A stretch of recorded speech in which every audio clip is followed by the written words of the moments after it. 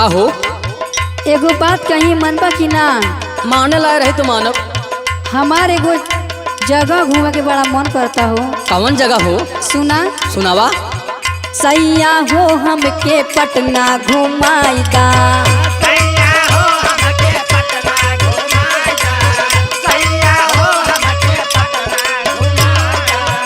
एक बेरी लालू यादव से मिलाईदा, एक बेरी लालू यादव से मिलाईदा।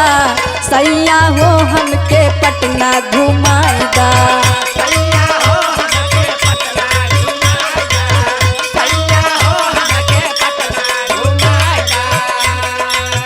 अच्छा क्या पटना पटना करती हो? सुनो सुनावा।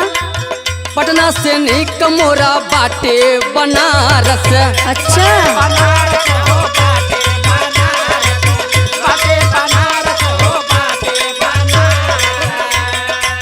लालू से काम नहीं टोपी वाले पारस। लालू से काम नहीं टोपी वाले पारस। पटना से निक मोरा बाटे बनारस।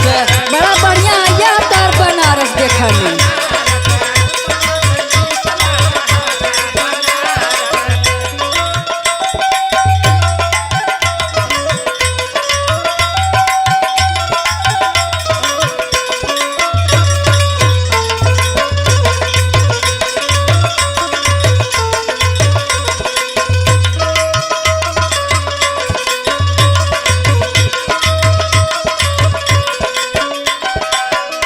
सुना सुनावा। पटना बिहार के बाटे राजधानी।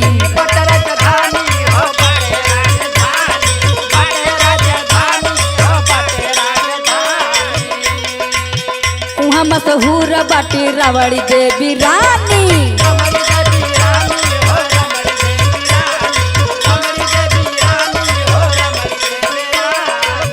पटना बिहार के बाटे राजधानी।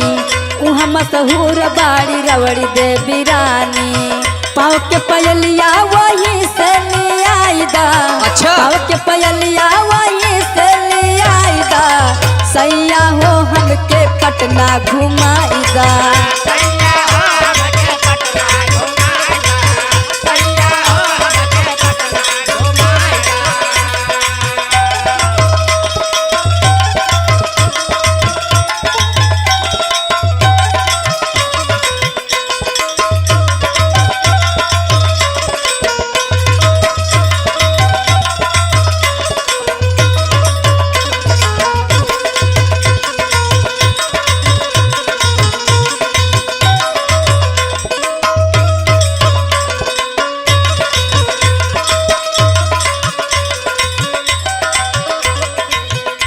तो हमारा बनारस कम थोड़ी है। सुनो सुनावा।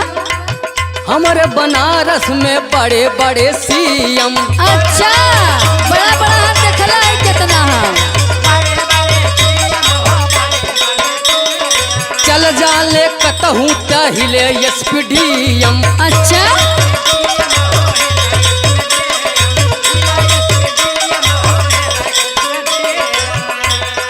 हमारे बनारस में बड़े बड़े सीएम। चल जाले कतहूँ तहिले एसपीडीएम। इतना करत बाड़ू काहे के सुपारस। इतना करत बाड़ू काहे के सुपारस। पटना से निक मोरा बाटे बनारस।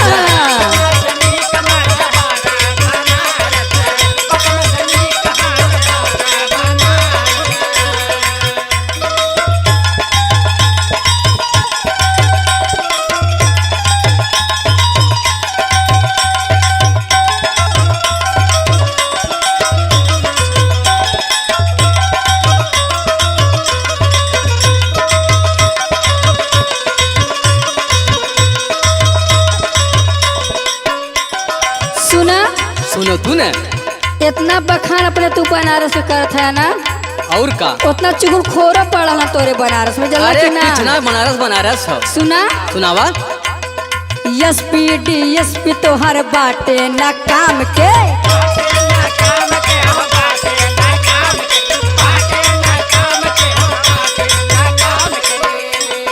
नेता परेता सब बाटे खाली नाम के।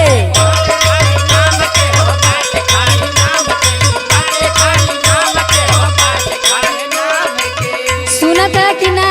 सुना थई। हाँ सुना। एसपी डीएसपी तोहर बाटे नाही काम के, नेता परेता बस हमें बस नाम के। गुड्डू रवि मोरी मनसा पुराइदा, गुड्डू रवि मोरी मनसा पुराइदा, सैया हो हमके पटना घुमाइदा।